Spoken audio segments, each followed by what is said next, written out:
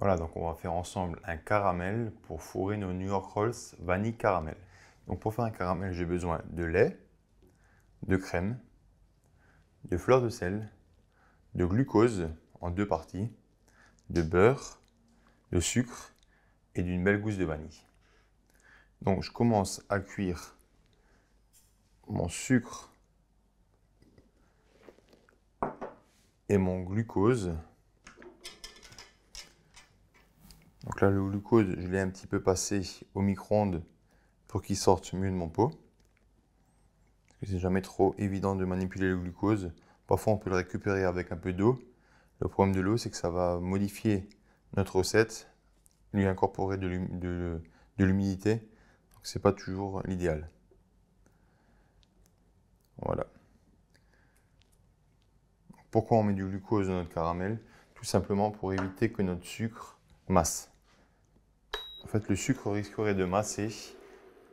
Dans notre sucre semoule, il peut y avoir des impuretés ou un grain de sucre qui n'a pas vraiment encore fondu, qui vient dans notre sucre, et cela peut le faire masser, c'est-à-dire qu'il devient de nouveau tout dur. Notre glucose va nous aider à empêcher cela. Donc dans une casserole, j'ai mon sucre et mon glucose. Dans une autre casserole, je viens mettre mon lait.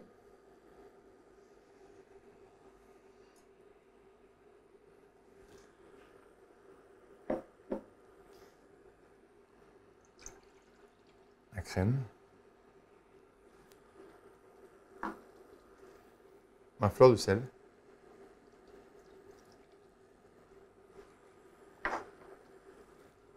Mon autre partie de glucose.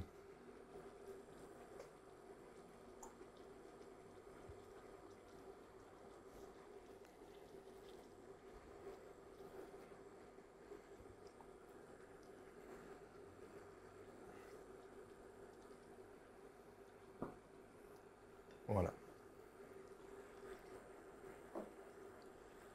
Le beurre, pour l'instant, lui, je le réserve. Et je viens gratter ma gousse de vanille dans mon mélange lait, crème, fleur de sel, glucose. Donc je coupe ma gousse de vanille en deux.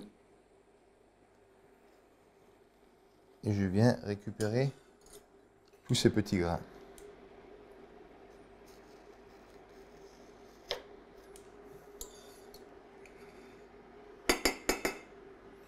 Voilà.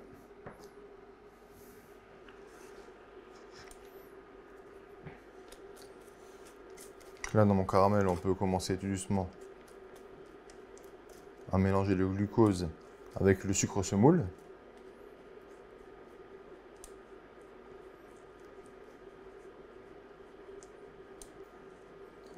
Pour qu'ils fondent ensemble et progressivement. Je regarde à ce qu'il n'y ait pas de sucre qui reste collé sur les parois de ma casserole. Sinon, c'est un sucre qui va pas fondre et qui va risquer par la suite de faire masser notre caramel. Voilà. Donc là, jusqu'à ébullition, je mets la plaque assez doucement.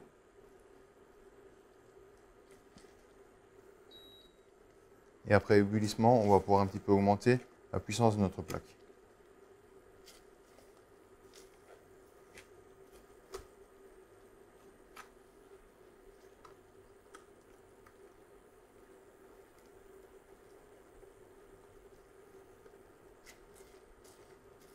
Voilà, donc là, on voit que tout commence à être fondu.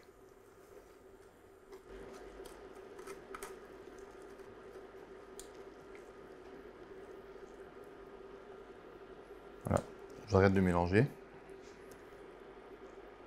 J'augmente un petit peu la plaque.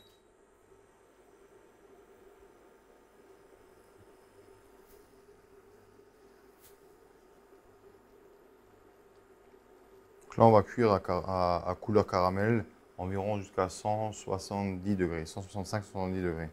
Moi, j'aime bien le faire à la couleur, en sachant que plus la couleur sera foncée, et plus on aura un caramel qui est amer, donc qui baisse un petit peu en intensité de sucre en bouche, mais qui commence à avoir un goût un petit peu amer et pas forcément agréable. Donc on va s'arrêter à une couleur brun foncé.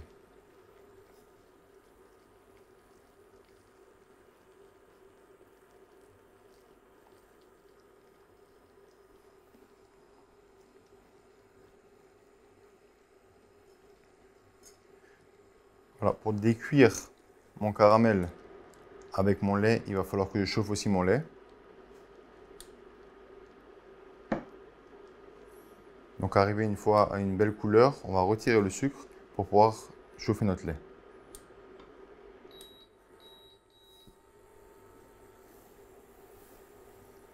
Je mélange un petit peu pour que la couleur de mon caramel reste homogène.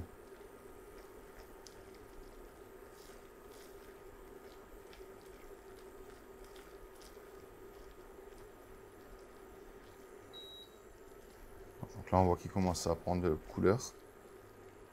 Donc je le retire et je viens y mettre mon lait. Pourquoi je chauffe mon lait? Tout simplement parce que si je venais décuire avec un lait qui serait froid, ça figerait mon sucre et j'aurais des morceaux.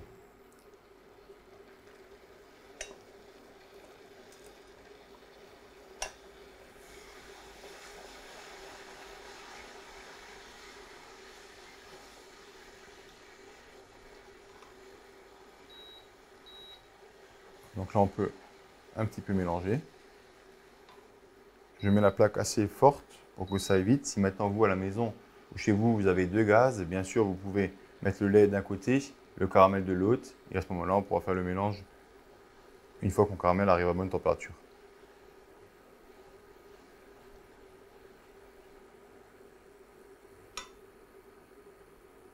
Voilà, là, mon lait commence à bouillir.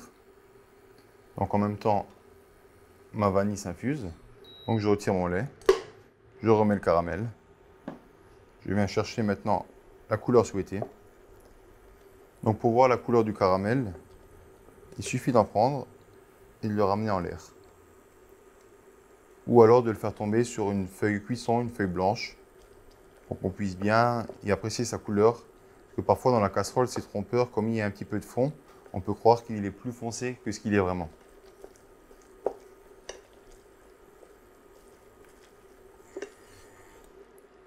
Donc là, on voit que je commence à être brun clair.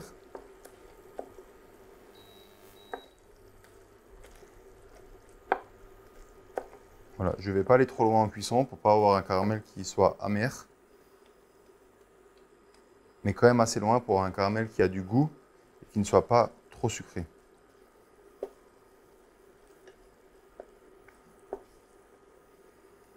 Voilà, là ma cuisson est bonne, je baisse le feu. Et je viens décuire avec mon lait. Voilà, j'y vais doucement, je ne mets pas tout mon lait d'un coup. Parce que forcément mon sucre étant à 170 degrés, cela fait bouillir d'une manière très forte mon lait et ma crème. Donc ça risquerait de déborder.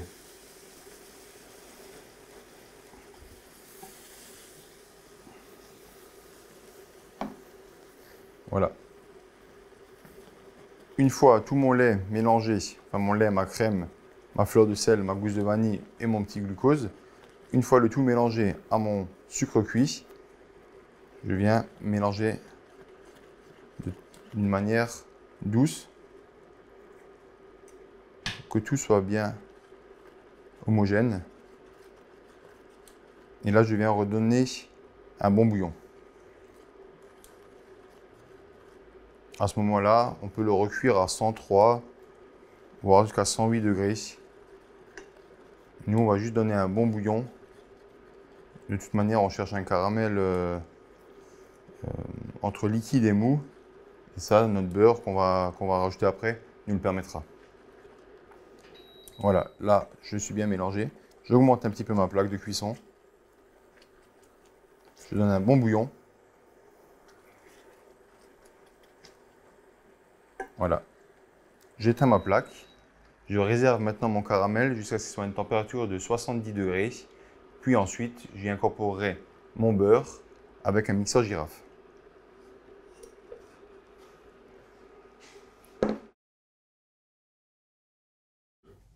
Donc voilà, notre caramel est arrivé à environ 70 degrés. On va pouvoir maintenant y ajouter le beurre. Donc le beurre, on l'a pesé il y a environ 2-3 heures. On l'a laissé à température ambiante pour qu'il soit bien mou. On met tout dedans en une seule fois.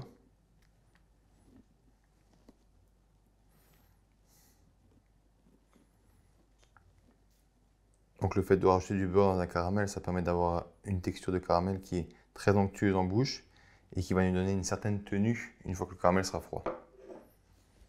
Donc pour l'incorporer, je l'émulsionne un petit peu à l'aide d'un mixeur girafe.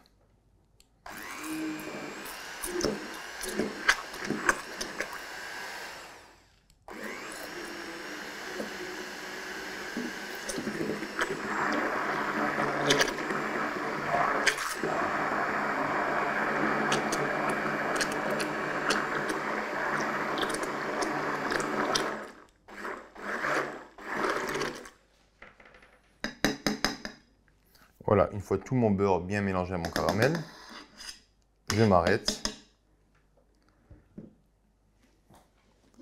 Je viens filmer à contact mon caramel.